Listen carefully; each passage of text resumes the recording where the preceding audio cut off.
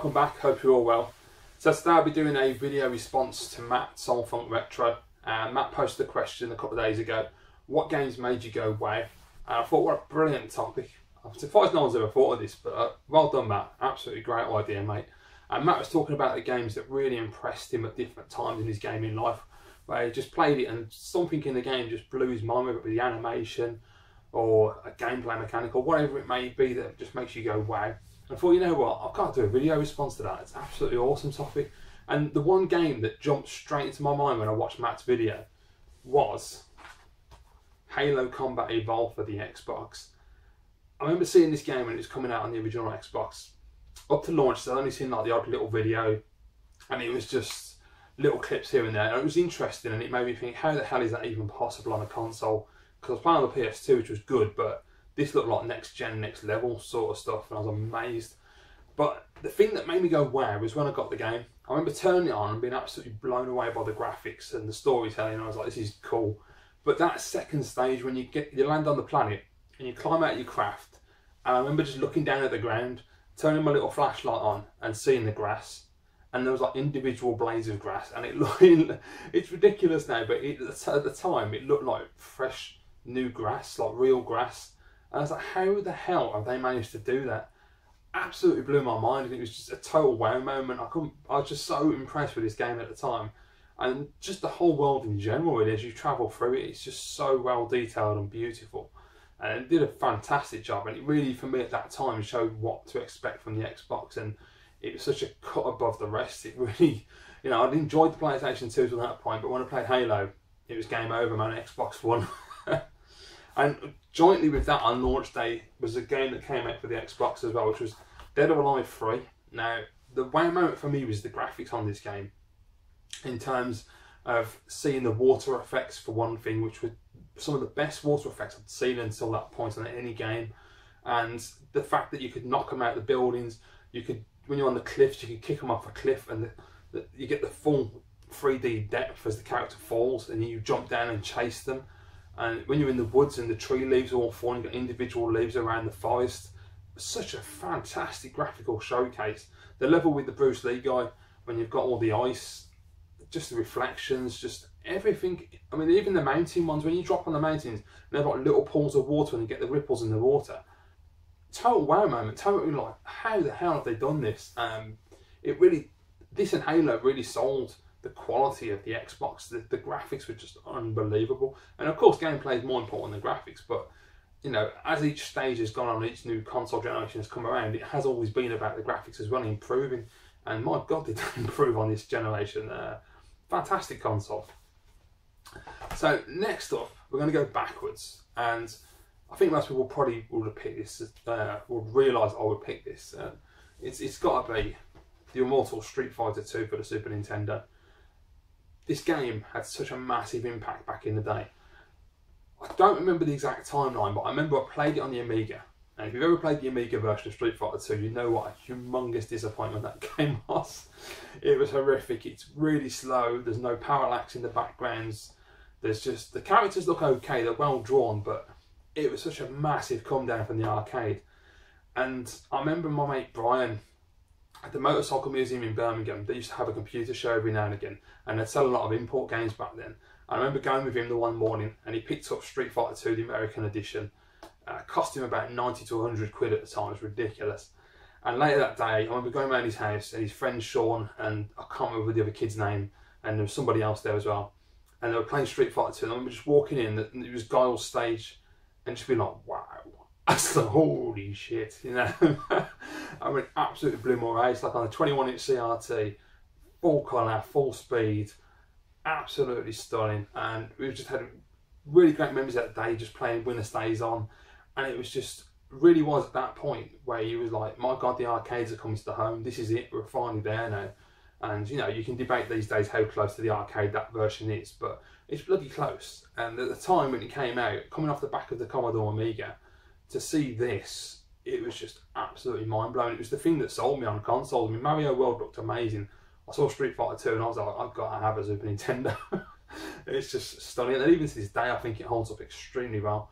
It's just, for a certain generation, this game is always going to hold some serious memories, and it was phenomenal. Love Street Fighter 2. So going with the Super Nintendo as well, another game which I think most people will probably guess is a pretty standout technological achievement was, of course, Star Fox. Now, this again I saw at my friend Brian's because he used to have all the games. He's older than me, so he had all the games that came out. And I remember walking in his bedroom, I remember him telling me he got this game. I didn't know much about it from what I can remember at the time. But I just remember walking in his bedroom, seeing Star Fox with the 3D polygon graphics, and I was like, oh, I just like jaw on the floor. It's like, that's how what? It's like, you're so used to all these flat 2D games, and you had mode 7 for scaling, and it looked really cool at the time. But to see a fully realised 3D space shoot 'em up on the Super Nintendo at the time was absolutely unheard of. And it still baffles me to this day how they managed to work out the technology to get the Super Effects chip working and to make the machine run this game. And I'd still argue to this day that this game looks impressive. You can say it's dated because it has, but every time I put it on, it blows my mind. It just absolutely blows my mind to see the 3D polygons and to see your R-Wing. And it's just like, oh man, they really just absolutely hit it out of the park. Absolutely stunning. Total wow moment. Brilliant game. So if we're coming to more modern games, the two that really stand out for me, one, like Matt, is Grand Theft Auto 4, which I absolutely love. Favourite Grand Theft Auto in the series. And the thing for me with this game that really blew my mind at the time were the cars. Now, at the time, everyone was slagging the cars off and saying that the cars were terrible, they couldn't handle them. Whereas I was on the total opposite fence, and I was like, I don't understand, the cars were amazing. They literally feel like driving a real car.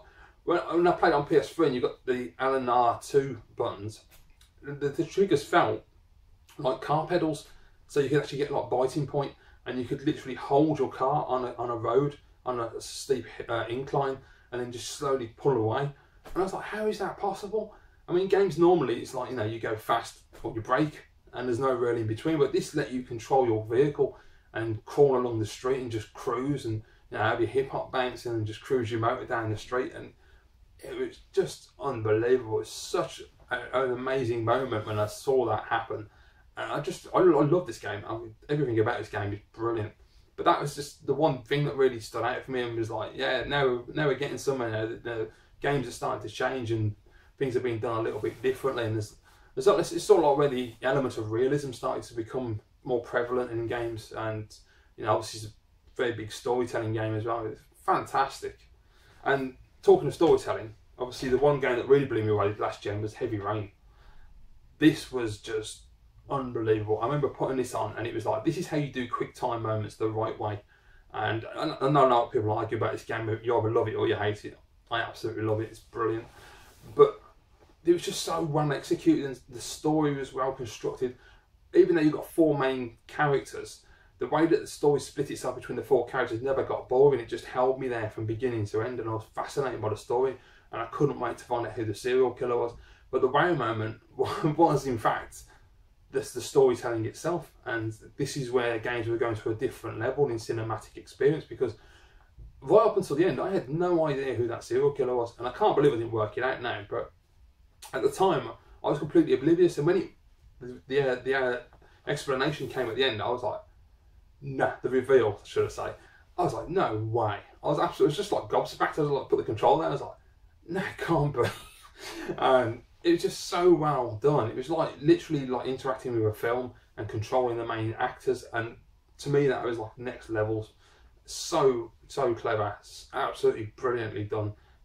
Yeah, it's just moments like little things like that, whether it be game mechanics or storytelling or graphical upgrades, things that have just over the years you play a game and you're like, man, this is just unbelievable.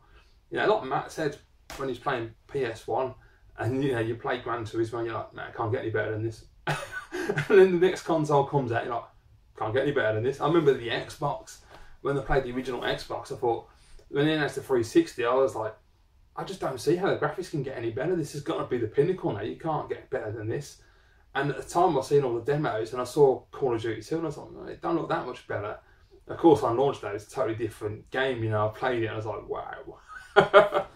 But yeah, those are some of my moments. Thank you very much, Matt. Great question. Really glad you put that up actually. So I'm looking forward to seeing some responses. I know that Retro Dave Nintendo's put one up, so I'm going to watch that later on.